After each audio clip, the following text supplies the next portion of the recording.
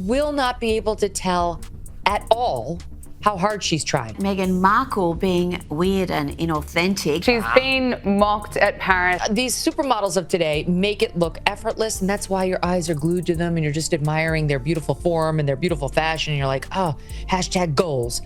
It doesn't work for you to shoulders back, breasts out, headlights going, head up, and try to look as possible. And stride.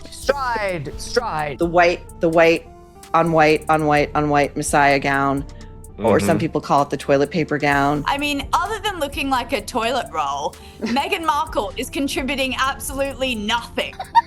So, get this. Meghan Markle just got publicly rejected by one of the most powerful fashion houses on the planet. And trust me, the reason behind it, absolutely brutal. All a sweaty try-hard. It's obvious. I can see you're trying. I feel uncomfortable. I have kind of secondhand embarrassment for you. If you can't pull it off naturally, please don't try. Please just walk out like a normal person would walk. Otherwise, everything about you, as per usual with this gal, is alienating. Balenciaga, yes, that Balenciaga, has completely cut her off after Paris Fashion Week. And from what insiders are whispering, this wasn't just because of one bad outfit. Oh no, honey, this goes much deeper than that. Harry and Meghan Markle have been awarded the Humanitarians of the Year award in the United States. Wait a minute! Who are you? Well, you know I'm Sussex now. Apparently, Meghan had been chasing them for months, trying so hard to land that dream partnership that would finally crown her as high fashion royalty. But Balenciaga's response? Total silence. And now, that silence has exploded into a scandal shaking up Hollywood. Interaction with the Balenciaga creative director. Let's look at this.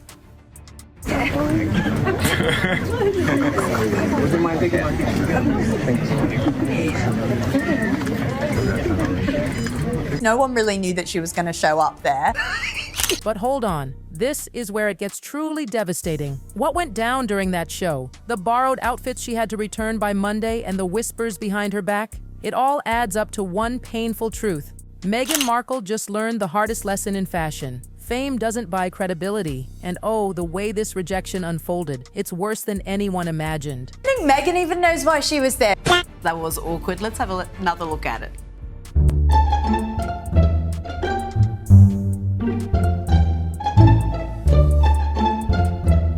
So cringe to watch, isn't it? Very. So awkward. But fans are slamming Meghan for this, calling her the Duchess of Hypocrisy. Let's rewind to what really happened inside that venue. On the surface, it looked like Meghan's big comeback. Cameras were perfectly placed, the lights were flawless, and she strutted into Balenciaga's show like she was reclaiming her throne. But the people inside that room, they're telling a very different story. Her trying to get any photo she could with any paparazzi that was there. You could see her walking openly in crowds, which is just hilarious considering that Harry comes here every month or so demanding that the taxpayer pays for his security because he claims that him and the children and Meghan don't feel safe.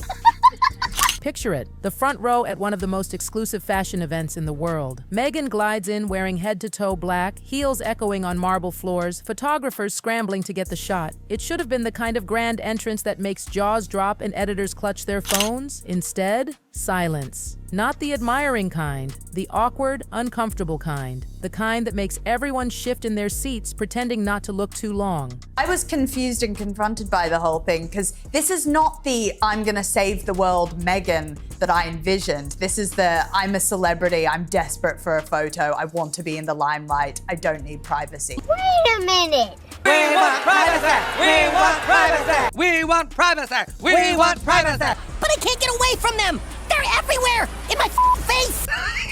Stylists later confessed that the whole mood changed the second she stepped through those doors. There were no warm smiles, no excited greetings, no rush of people trying to snag a selfie. Just eyes, watching, calculating, judging. One insider even said it felt like everyone was holding their breath, waiting to see what disaster might unfold next. It was lauded. It was like she's a woman going there to sit on the front row, do a bit of clapping and then come home again. She, of course, spent the weekend there showing plenty of behind-the-scenes content.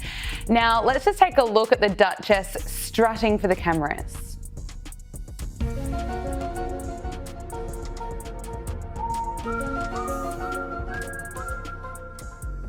While Meghan posed for the cameras outside pretending everything was perfect, the whispers inside told a completely different story. Editors who normally battle each other for celebrity selfies, they stayed glued to their seats. Stylists who'd usually shower stars with compliments and air kisses, they kept their distance. One guest said the body language was impossible to ignore. Nobody wanted to be photographed standing too close to her. And in fashion, where proximity is power, Meghan had somehow become toxic. People weren't just ignoring her, they were avoiding her. A lot of controversy around this brand and an ad that was seen as quite creepy that involved children. The ads were very creepy. They were offensive, actually, more than creepy, I think. And they were children posing with teddy bears in bondage gear. And Balenciaga's brand was in the toilet almost overnight, really. But it wasn't just that ice-cold reception that set tongues wagging. It was what she wore, or more specifically, who it actually belonged to. See, here's what most people don't get about high fashion. When a brand truly loves you, they design for you. Custom pieces, made to measure, created just for your moment. It's the ultimate flex, the kind that screams, "You matter." Seeking as ever, she wore one of his outfits, a weird, cascading, bright white affair that made her look like a scruffy version of the Pope after a night on the tiles.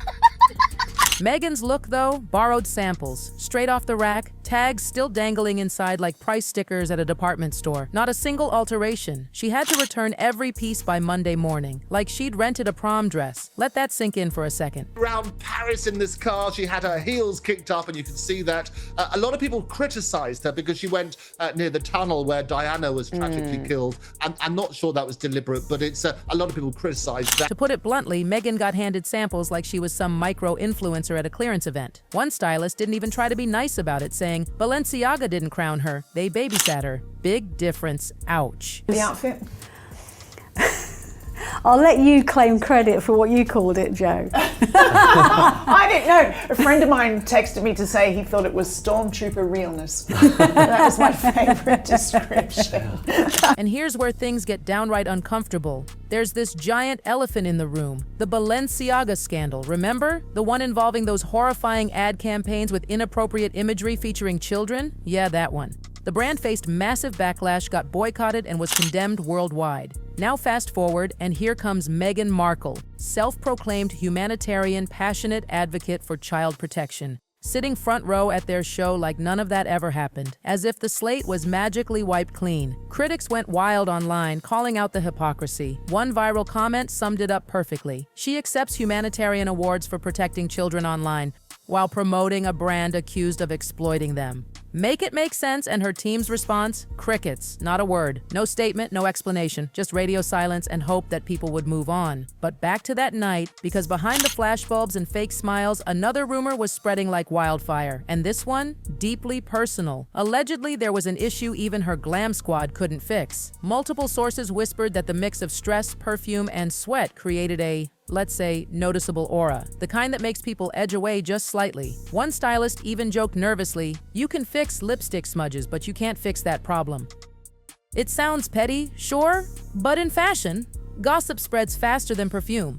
Whether that rumor was true or exaggerated doesn't even matter anymore. The fact it spread that fast, from dressing rooms to after parties, tells you exactly what kind of energy surrounded her that night. By the time the final model walked the runway, the chatter across Paris wasn't about Balenciaga's designs, it was about Meghan, and none of it was kind. Paris forgives scandal, celebrates arrogance, even rewards controversy if it's done stylishly. But desperation? That's social suicide. And in the world of fashion, where reputations live and die on whispers, those whispers about Meghan were absolutely damning. What makes it worse? This wasn't some random unlucky night. This was the grand finale of months of behind-the-scenes chasing. Meghan desperately trying to win Balenciaga's approval. Word is, her team had been pestering them for months, pitching one collaboration idea after another, even suggesting a full-blown global ambassadorship. They wanted her to be the new face of empowerment and modern luxury. On paper, sounds impressive, but Balenciaga wasn't buying it. They wanted mystery, substance, real artistry. Meghan, insiders say, was giving them noise, surface-level celebrity glitz without depth. One fashion executive didn't sugarcoat it. She wanted Balenciaga to validate validate her, but they saw right through the act. And that's the heart of it. Meghan's obsession with controlling her image might work for glossy magazines or Hollywood red carpets, but in haute couture, authenticity is the only currency that matters. Balenciaga has always been about rebellion,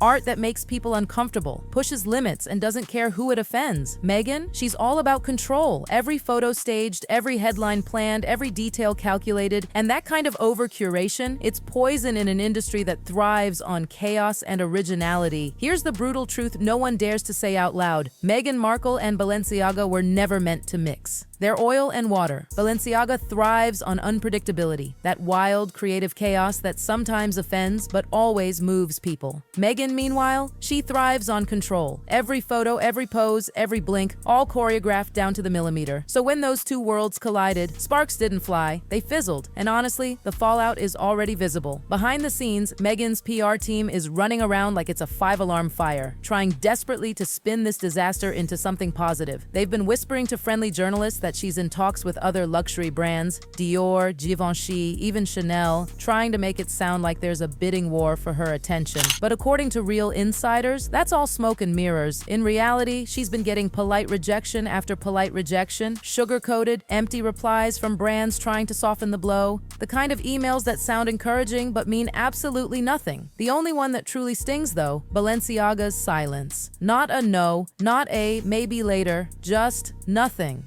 And in fashion, silence speaks volumes. That quiet rejection exposed everything she's been trying to hide. One stylist who's dressed multiple A-list stars put it bluntly, "You never know if Meghan's going to elevate your brand or completely embarrass it." That's not a gamble luxury houses are willing to take, not when a single photo can make or break market perception. Even stylists and showrunners in Hollywood are starting to whisper. And when Hollywood starts whispering, it's game over. Reputations crumble overnight in that town. If the talk is true, if designers really are getting cold feet ahead of award season, that's catastrophic for Meghan's rebranding campaign. Because make no mistake, she's been working overtime to establish herself as a serious player. A style icon, a cultural voice, a business powerhouse. But that entire narrative hinges on acceptance. And right now, acceptance is the one thing she's not getting. Because the fashion world, it's brutal. It's not the kind of place where charm or connections can save you. Once you're marked as too risky, those doors don't reopen. And what's Balenciaga doing while all this explodes online? Absolutely nothing. No statements, no defenses, no damage control, just total icy silence. And that silence, it's louder than any official statement could ever be. Because when a brand like Balenciaga stops even acknowledging your existence, that's their way of saying you're irrelevant now. You're no longer part of the conversation. So, what's left for Meghan? Where does she go from here? If she's smart, she'll use this as a wake-up call. A brutal one, sure, but necessary. Because the royal mystique, the Duchess title, the Netflix deals, none of that carries weight in couture boardrooms. In fashion, your last name doesn't matter. Your husband's crown doesn't matter. It's all about taste, authenticity, and confidence. And right now, she's lost all three. Paris Fashion Week was supposed to be her redemption arc, her triumphant return, the big "I'm back and better than ever" moment. Instead, it became the cautionary tale of the season. The story every stylist and editor is whispering about over espresso and cigarettes. Balenciaga's cold shoulder didn't just bruise her ego, it bruised her brand. Now she's trending for all the wrong reasons, not for breaking fashion boundaries, but for overstepping them. And in this industry, once you lose credibility, it takes years to rebuild, if you ever can. The worst part? Meghan has all the tools, the platform, the visibility, the influence. But as Balenciaga has just proven, none of that matters if you don't have authenticity to back it up. Because fame doesn't equal fashion credibility. Those are two totally different currencies. And right now, Meghan's running low on the one that counts. So here's the real question everyone's asking. And it's a brutal one. When someone builds their image on authenticity but gets exposed for imitation, when they preach empowerment but chase validation, when they crave relevance so badly that even billion-dollar brands turn their backs, is there any way back? Or did Paris Fashion Week just mark the final chapter of a comeback story that never actually began? Because if Balenciaga, the same brand that thrives on controversy, decided Meghan Markle was too risky, too fake, too loud, what do you think Hollywood's gonna do next? The silence from Balenciaga isn't just rejection, it's exile. And in the fashion world, once you're exiled, the rest of the world notices. And trust me, this story, it's not over. Because apparently explosive backstage footage from Paris just leaked. And what it allegedly shows about Meghan's behavior behind closed doors. Oh, it's wild. The meltdown no one was supposed to see. The one that could finally explain everything. Click the video on your screen right now to see exactly what went down when the cameras caught what she thought was private.